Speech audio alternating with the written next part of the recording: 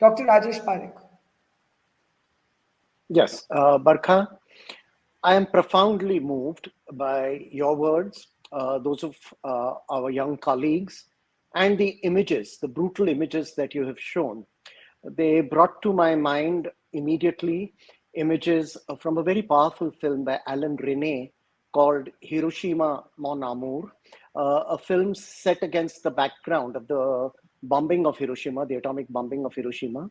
And I think the message that Alan Rene makes in the film is that a tragedy on an individual level, on a small level, is no smaller than a tragedy on a big level. So the images tell me that the tragic circumstances of our young doctors are no different from the tragic circumstances of the second wave, when you bravely drove around to riverbanks showing bodies which are not supposed to be seen by us. And here again, we are seeing images which we are not really supposed to see. I am personally at a loss of words to tell how disgusted I feel by all this. But for our young colleagues, I'd like to read out to them the words as best as I remember of a poem by Robert Browning called The Patriot. And it's the story of a man who is applauded and praised for all his brave actions. And then a year later, the same people are ready to send him to his gallows. And he begins by saying, "It was roses, roses all the way, with myrtle mixed in my path like mad.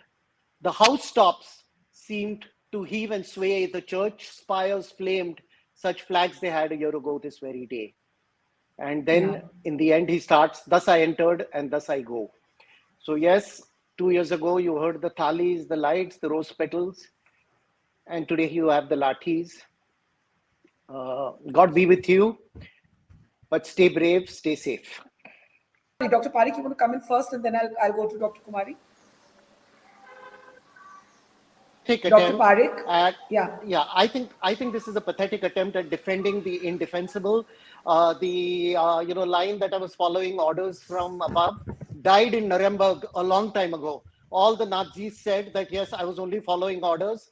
That's not acceptable. Even if you study only up to the 12th standard, surely our education system is not so bad that people are not taught that four men should not pick up a woman and manhandle her.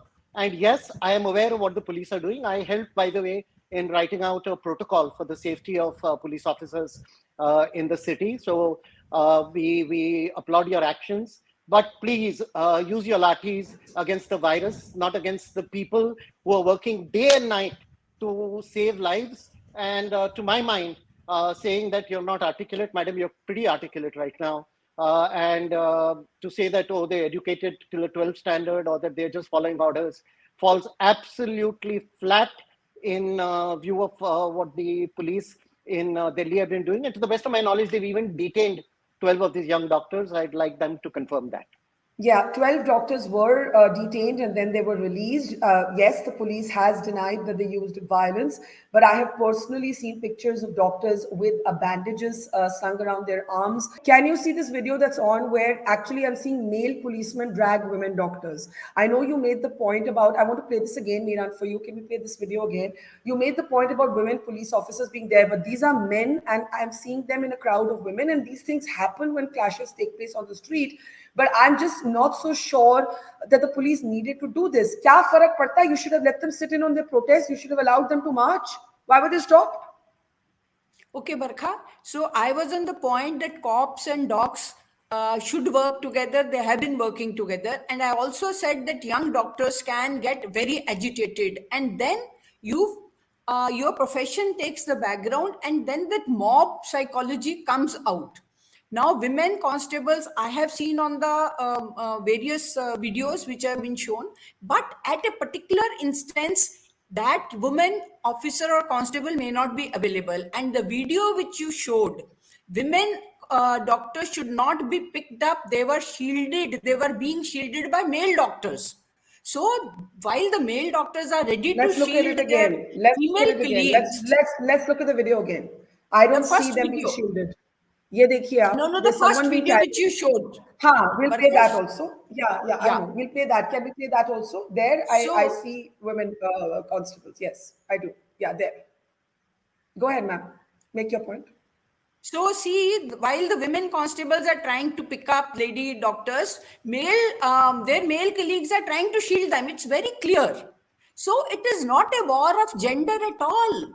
It's No, it's not. government which. I am only trying to understand why are we picking up these doctors? Why do they not have the right to peaceful assembly and protest? Why are we So, detaining them? yes, Barkha, I'm coming to it. From what the young doctors told me, maybe they had a permission only to protest at a particular place and they were granted that permission. When they decided to go up to the Supreme Court, generally what we do is we take a letter from the protesters saying that these 5 delegates will go and meet the Supreme Court, and then the judges are informed.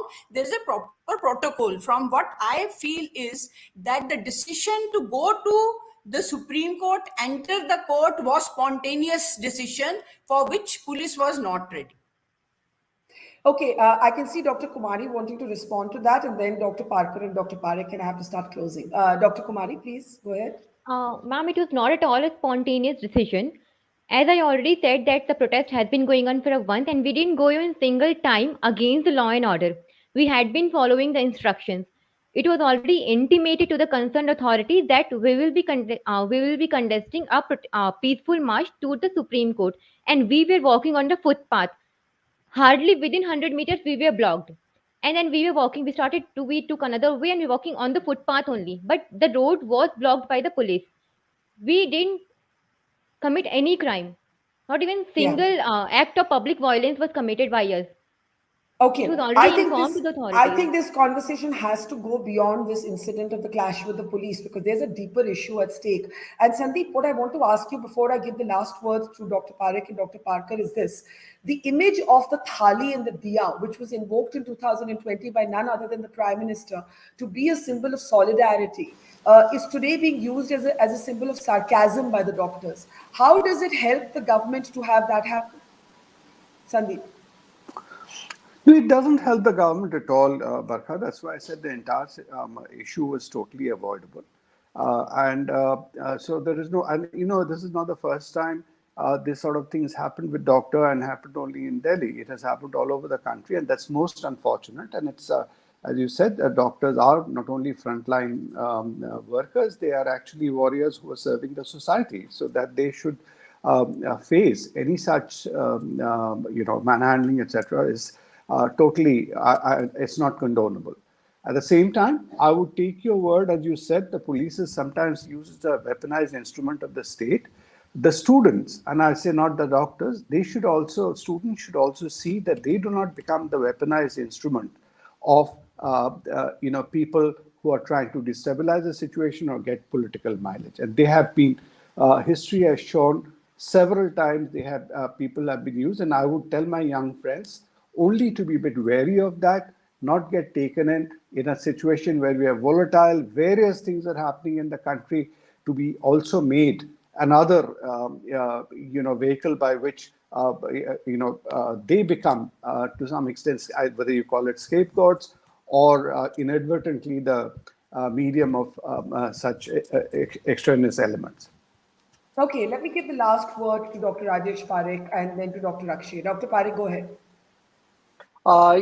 Yes, Varkha.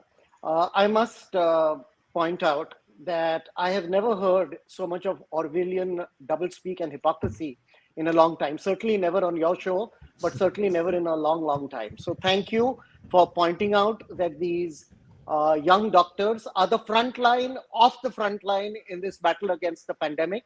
So to call them volatile students is not only deeply condescending and offensive, but factually incorrect. They have completed their MBBS. They are fully qualified doctors. We don't think of them as volatile students when we send them out in the front to bear the brunt of the pandemic. But when we use our lathis on them, we use such condescension as they are young adults who are not in control of themselves and who get carried away. And it was rightly pointed out, I just like to amplify that it was okay to hold the Kumbh Mela. It was okay to hold these huge political rallies, but to hold simple counseling for our young doctors who are at the forefront, the pandemic mysteriously got in the way of that simple process.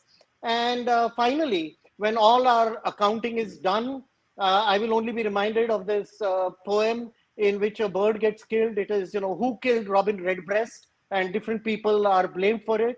And if we were to paraphrase that, to say that who killed the idealism of these young driven students, the answer would be, I said the policeman with my lathi, I killed the idealism. I said the Supreme Court, or we said the Supreme Court with our prevarication and hesitation, we killed their idealism. And I said the government with my strong arm tactics and not treating them with the respect that is due, I killed their idealism. It pains me a lot.